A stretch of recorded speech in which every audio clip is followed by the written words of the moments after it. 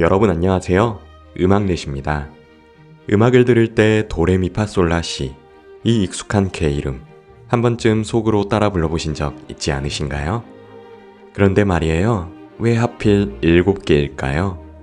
8개도 12개도 5개도 아니고 도레미파솔라시라는 7개. 이 숫자는 단지 우연일까요? 아니면 깊은 이유가 있을까요? 이건 단순한 전통이나 규칙이 아닙니다. 실제로 우리는 7개의 음을 중심으로 음악을 기억하고 부르고 느낍니다. 그리고 그건 우리 귀의 구조와 뇌의 기억 방식, 그리고 소리 자체의 물리적 성질까지 연결되어 있어요. 먼저 귀의 구조부터 살펴볼까요? 사람의 귀는 연속된 소리 중에서 서로 떨어진 간격만을 분명하게 느낄 수 있어요. 소리의 높이는 연속적이지만 우리가 분명하게 기억하고 따라 부를 수 있는 음은 제한되어 있죠. 이걸 심리학에서는 매직 넘버라고 합니다. 한 번에 처리할 수 있는 정보량이 약 5개에서 9개 정도라는 뜻이에요. 음악도 마찬가지입니다. 음이 너무 많으면 기억하기 어렵고 너무 적으면 감정이 단순해지죠. 그래서 7개. 이건 그냥 적당한 숫자가 아니라 사람이 기억과 감정을 함께 다룰 수 있는 가장 균형 잡힌 구조입니다.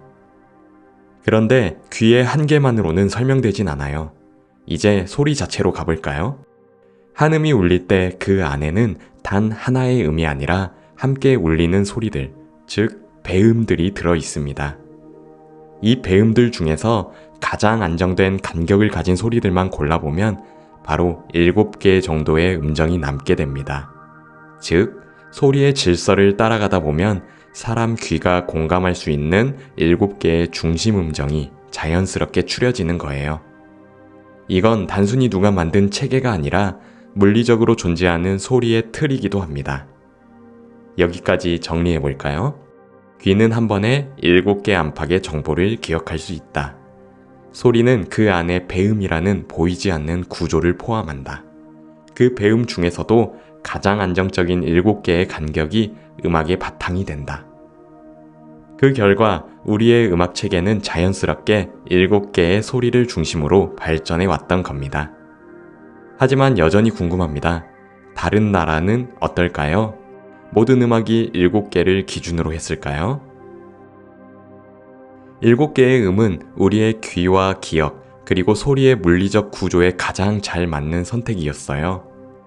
그런데 모든 나라가 꼭 7개의 음을 택한 건 아니었습니다. 예를 들어 한국 전통음악이나 중국, 일본의 옛 음악에서는 5개의 음으로 이루어진 음계, 즉 오음 음계를 중심으로 노래가 만들어졌습니다. 이 음계에서는 파나 시처럼 긴장감이 강한 음을 일부러 빼고 부드럽게 이어지는 음만 선택했죠. 왜 그랬을까요? 그건 단지 문화의 차이가 아니라 음악이 표현하고자 했던 감정의 방향이 달랐기 때문입니다. 오음 음계는 긴장과 해소의 흐름보다는 지속적이고 순환적인 감정의 흐름을 더 중요하게 여겼습니다. 그래서 갑작스럽게 올라가는 소리나 해소를 강하게 이끌어내는 음보다는 자연스럽게 흐르고 이어지는 음들만 선택했던 거죠. 반면 서양 음악의 7음 구조, 디아토닉 음계는 출발과 긴장 그리고 해결이라는 기승전결 구조를 명확하게 설정합니다. 도에서 시작해서 미와 시에서 긴장감을 만들고 솔과 도에서 다시 안정감을 주는 구조죠. 즉, 오음 음계는 하나의 감정 안에서 흐르기, 7음 음계는 감정을 전환하며 확장하기에 초점을 둔 셈입니다. 그리고 이건 단순히 음 개수의 차이가 아니라 사람들이 음악을 어떤 방식으로 느끼고 싶었는지를 보여주는 구조이기도 해요. 여기서 중요한 질문 하나. 왜 7개의 구조는 다시 도로 돌아오는 반복을 갖고 있을까요? 우리가 도레미파솔라시도 하고 부르면 그 마지막 도는 사실 처음 도와 같은 이름이죠. 이건 단순 반복이 아니라 완결된 감정을 다시 시작할 수 있는 구조예요. 7개의 걸음을 걸은 다음 그 자리에 다시 돌아오면서 새로운 이야기를 다시 시작할 수 있게 해주는 순환의 틀이죠. 이렇게 보면 7개의 음은 기억할 수 있는 양을 넘어 이야기를 만들 수 있는 길이기도 합니다. 짧지도 길지도 않은 한 단위, 그걸 반복하며 감정을 확장하고 구조를 기억하게 만드는 음악의 단락이 된 거죠. 그래서 7개의 음이란 단지 숫자가 아니라 하나의 구조 단위이자 기억과 감정이 만나는 리듬의 크기입니다. 그렇다면 7개로 정말 충분했을까요? 이제는 7개를 넘어서려 한 시도들, 즉 더 많은 음을 사용하고자 했던 문화들을 만나보겠습니다. 사람은 늘 경계를 넘고 싶어 했습니다. 7개의 음 안에서 느끼는 감정만으로는 표현하기에 부족했던 순간들이 있었던 거죠. 그래서 어떤 문화는 7개보다 더 많은 음을 쓰기 시작합니다. 대표적으로 서양의 12음 체계, 그리고 인도나 중동 음악의 미분음 구조가 있습니다. 먼저 서양의 12음 구조. 크로마틱 스케일은 도, 도샵, 레, 레샵처럼 모든 반음을 한 옥타브 안에 포함시킨 구조예요.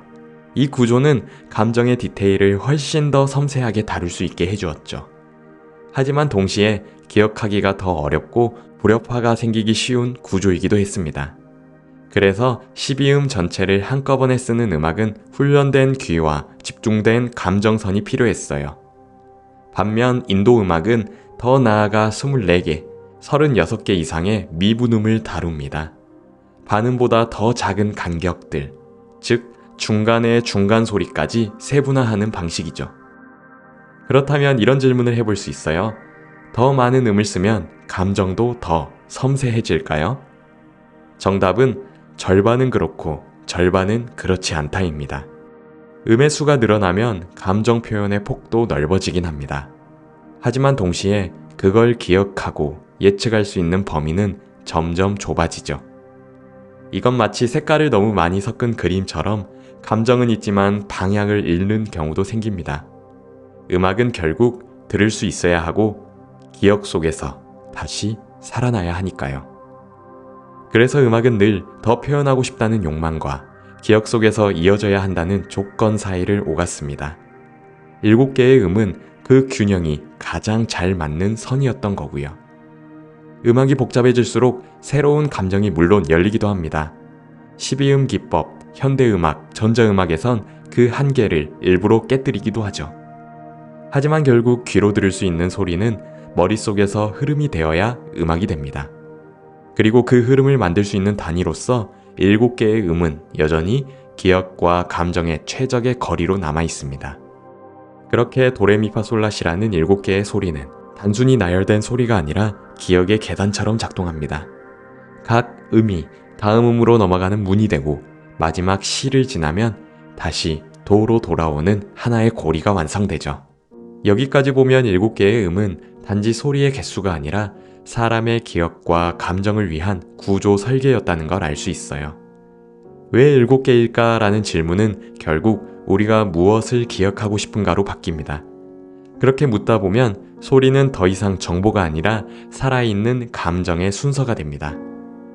그리고 그 구조 안에서 우리는 감정을 정리하고 다시 불러내고 때로는 조용히 머물기도 하죠. 7개는 기억의 최대치이면서 표현의 최소 단위였습니다. 너무 많지도 너무 적지도 않게 한 사람의 감정이 머물 수 있는 정확한 자리였죠. 소리를 나눈다는 건 결국 무엇을 나누는 걸까요? 그건 아마 기억할 수 있는 감정의 순서, 그리고 말하지 못한 감정이 지나가는 시간일지도 모릅니다. 그 소리 위에서 당신은 어떤 순서를 기억하고 싶으신가요? 지금까지 음악넷이었습니다.